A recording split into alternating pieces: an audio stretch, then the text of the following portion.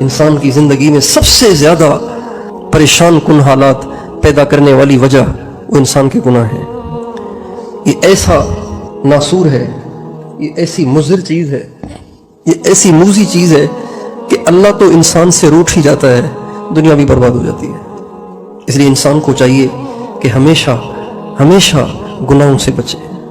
اللہ تعالیٰ فرماتے ہیں ان تجتنبوا کبائر ما تنہون عنہ نکفر عنکم سیئاتکم وندخلکم مدخلا کریما.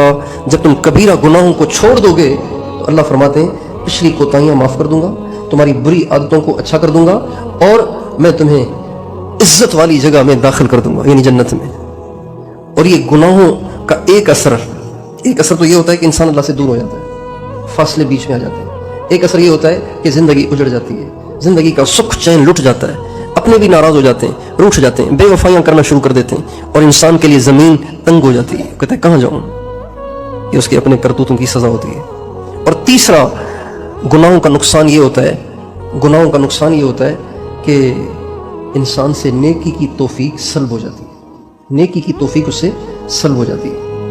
یہ جو لوگ کہتے ہیں کہ معمولات نہیں ہوتے، مراقبہ نہیں ہوتا، ذکر رہ جاتا ہے، تہجد میں اٹھا نہیں جاتا، آنکھ نہیں کھلتی، بہت کوشش کی ہے، الارم بھی لگاتا ہوں، جلدی بھی سو جاتا ہوں، پھر بھی آنکھ نہیں کھلتی، آنکھ کھل بھی جاتی ہے تو اٹھا ہی نہیں جاتا، رہ جاتا ہے. یہ سب کی سب باتیں گناہوں کی نحوست ہیں. حضرت سفیان ثوری رحمۃ اللہ علیہ بہت بڑے امام ہیں. یہ امام ابو حنیفہ کے ہم پلہ ہیں، امام اعظم ابو حنیفہ کے ہم پلہ، ہم اثر، ہم پلہ. اللہ نے ہمارے امام صاحب کو قبولیت زیادہ دی، ان کی فقہ چل پڑی. حضرت سفیان ثوری بھی، ان کی بھی ایک فقہ تھی، وہ بھی امام مجتہد تھے، لیکن ان کی فقہ آگے چل نہیں پائی. امام اعظم کی فقہ کو اللہ نے ایسی قبولیت دی کہ اب بھی چل رہی ہے. حضرت سفیان ثوری بہت بڑے اللہ والے بھی تھے، شیخ کامل بھی تھے، اور امام مجتہد بھی تھے.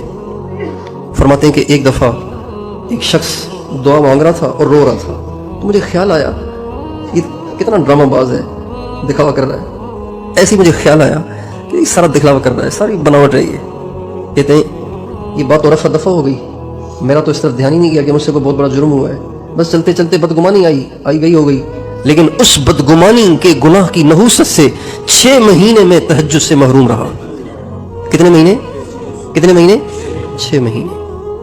جو گناہ کرے گا نیکیاں نہیں کر پائے گا، جو گناہ کرے گا اللہ کو راضی کرنے والے اعمال نہیں کر پائے گا، جو گناہ کرے گا اللہ سے دور ہو جائے گا، جو گناہ کرے گا اجڑ جائے گا، جو گناہ کرے گا بے سکونی کا شکار ہو جائے گا، جو گناہ کرے گا سب کچھ کے ہوتے ہوئے بھی وہ اپنے آپ کو نہتا محسوس کرے گا، جو گناہ کرے گا وہ سب کے ہوتے ہوئے بھی اپنے آپ کو تنہا محسوس کرے گا.